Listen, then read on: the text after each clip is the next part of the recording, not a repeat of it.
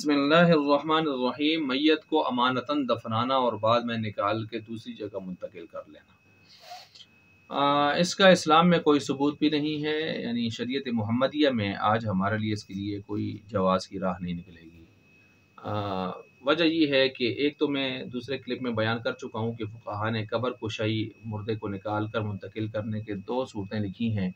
एक ये है कि वो ज़मीन गसब थी, किसी दूसरे की मिल्कियत में थी और इजाज़त नहीं ली गई थी और अब वो एतराज़ कर रहा है। दूसरा ये कि हक़ शुफ़ा साबित हो गया तो अब ज़ाहिर बात है मालिक वहाँ नहीं छोड़ रहा, कब्र वहाँ। बाकी इसके अलावा कब्र कुशाई करके निकालना, मुंतकिल करना जायज़ नहीं है।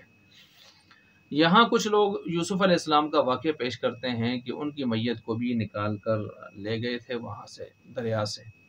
तो देखें वो अमानतन दफनाई गई थी। वहाँ अमानतन के ये मामलात, ये चीज़ें नहीं थी। मसला ये था कि यूसुफ़ अलैहिस्सलाम का जो वाक़या पेश आया कि 120 साल उम्र में उनकी जब वफ़ात हो गई तो उनके मदफन यानी कहाँ उनको दफन किया जाए इख्तिलाफ हुआ। हर इलाका वालों की ख्वाहिश हुई कि हमारे यहाँ दफनाए जाएँ। फिर यूँ किया गया कि उनको दरिया नील में दफना दिया गया, और इसलिए दफनाया गया कि ताकि दरिया नील का पानी इनके जिस्म को मस करे और वो तबर्रुक सारे लोग उससे हासिल कर सकें दरिया नील के वास्ते से। ये हुआ। फिर 400 साल बाद मूसा अलैहिस्सलाम का जब दौर आया तो वो अपने मानने वालों को जब लेके जा रहे थे तो उनको हुक्म हुआ कि यूसुफ अलैहिस्सलाम का जिस्म भी दरिया नील में जो दफनाया गया था उस वक़्त उसको निकाल लिया जाए। यहाँ से ये भी पता चला कि अंबिया का जिस्म ख़राब नहीं होता, मट्टी नहीं खाती, जिस तरह की हदीस भी है उस पर।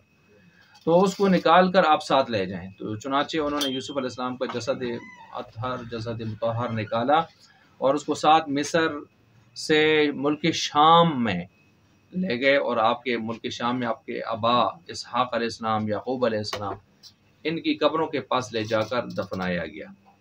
अब ये जो वाक़या है, ये वाक़या इसराइली रिवायतों से आया है। इसराइली रिवायतें उनसे आया है, कुरान और हदीस से तो नहीं आया। एक बात।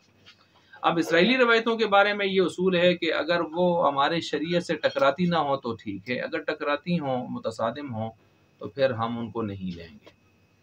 और तीसरा ये कि वही इलाही के ज़रिए ये हुक्म आया था और वही इलाही के ज़रिए से उसकी तामील की गई थी, हुक्म की तामील की गई थी।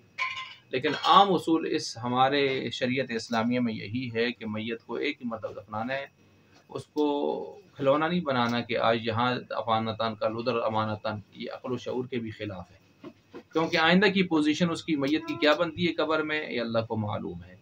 वो तो नबी थे, उनका जिस्म सलामत था, और हमारा तो यहाँ कोई पता नहीं चलता। गैर नबी का जिस्म चाहे कोई भी हो, उसका कोई पता नहीं चलता कल उसके साथ क्या हुआ हो कब्र के अंदर। तो इस वजह से ये तरीक़ेकार दुरुस्त नहीं है कि मैयत को अमानतन दफना के दूसरी जगह मुंतकिल कर।